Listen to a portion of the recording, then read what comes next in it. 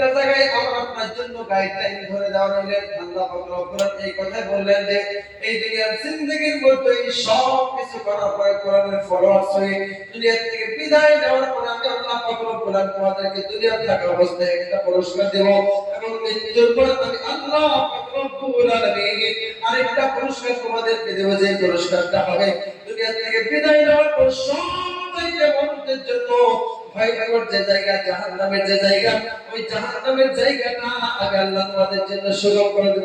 সুবহানাল্লাহ।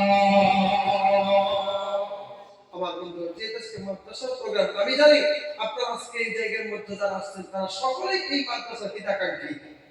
মসজিদ থেকে শুরু করে ছাত্ররা যারা এই জায়গায় থাকে তারা তো পরে এই জায়গায় মাদ্রাসার হিতাকাঙ্ক্ষী, কিন্তু পিছনে তাদেরকে আমি দেখতে পাচ্ছি অনেককে আমি চিনি, আমি এসেই থাকি, আমি জানি আপনারা সকলেই এই মাদ্রাসার হিতাকাঙ্ক্ষী।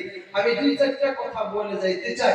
আপনি মাদ্রাসার মধ্যে পড়ুন আর না পড়ুন, যদি মাদ্রাসার হিতাকাঙ্ক্ষী হতে পারেন, আপনি একটা কথা দিয়ে, একটা শ্রম দিয়ে, আপনি একটা টাকা দিয়ে, আপনার কোনো শ্রম দিয়ে যদি এই মাদ্রাসার ফি হয়, সহায় হয়, তাহলে আপনি আপনার জন্য কতটুকু বেনিফিট, আপনি কতটুকু সহায় দিনের মধ্যে হবে, আল্লাহ পাক রব্বুল আলামিন আপনাকে কি পুরস্কার দিবেন জানার দরকার আছে না?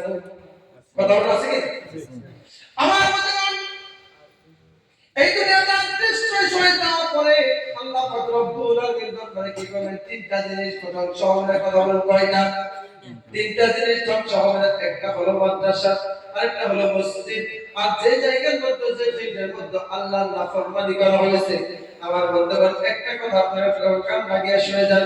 আল্লাহ পাক রব্বুল আলামিন কি করলেন? জিবরাইল আলাইহিস সালামকে পাঠিয়ে দিলেন আর বললেন, জিবরাইল দেখো তো ওই যে তিনটা বস্তু দেখা যাইতেছে, একটা হচ্ছে মসজিদ, আরেকটা মাদ্রাসা, আরেকটা হচ্ছে যে জায়গার মধ্যে আল্লাহর নাফরমানি করা হয়েছে, মেয়েদেরকে অনুগ্রহভাবে নাসারা হয়েছে, যে জায়গার মধ্যে ডিজে বাজে আল্লাহর নাফরমানি করা হয়েছে।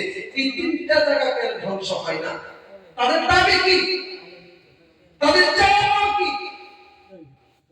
সঙ্গে সঙ্গে কি করবেন? জিবরাইল আলাইহিস সালাম আয়েশা জিজ্ঞেস করলেন, ফার্স্ট টাইমে জিজ্ঞেস করবেন যে জায়গাটা তো আল্লাহর নাফরমানি করা হতো, থিয়েটার থেকে শুরু করে ফাংশন পর্যন্ত বা আল্লাহর নাফরমানি যত কিছু করা হতো, ওই জায়গাকে আগে জিজ্ঞেস করবেন তুমি কেন ধ্বংস হও নাই?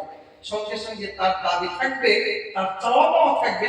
ও বলবে, হে আল্লাহ, যে ব্যক্তিগুলো ডিজে বাজায় বাজায় তোমার জমিনটা কাঁপাইছে, যে ব্যক্তি ডিজে বাজায় বাজায় নগ্ন মেয়েদেরকে নাচায় নাচে ডিস্কো ডান্স দিয়ে দেয়া থিয়েটার তৈরি করে আমার জমির টাকা পাইছে, আমার টাকা পাইছে, ওই ব্যক্তিদেরকে জাহান্নামে না দেওয়া পর্যন্ত আল্লাহ আমি দুনিয়ার মধ্যে ধ্বংস হব না। আল্লাহ পাক রব্বুল আলামিন ফেরেশতা জিবরাইল আলাইহিস সালাম সঙ্গে সঙ্গে আল্লাহকে বলবে, আল্লাহ এই যে এর দাবি হচ্ছে এটা, এই জায়গার দাবি হচ্ছে এটা, আল্লাহ বলবেন যে ওদেরকে আগে জাহান্নামে দিবেন। নাউযুবিল্লাহ। ওই জায়গাটাকে, ওই যেগুলো ব্যক্তি তার মধ্যে নাফরমানি করেছে তাদেরকে জাহান্নামে দেওয়ার পরে ওই জায়গা ধ্বংস হয়ে যাবে। নাউযুবিল্লাহ।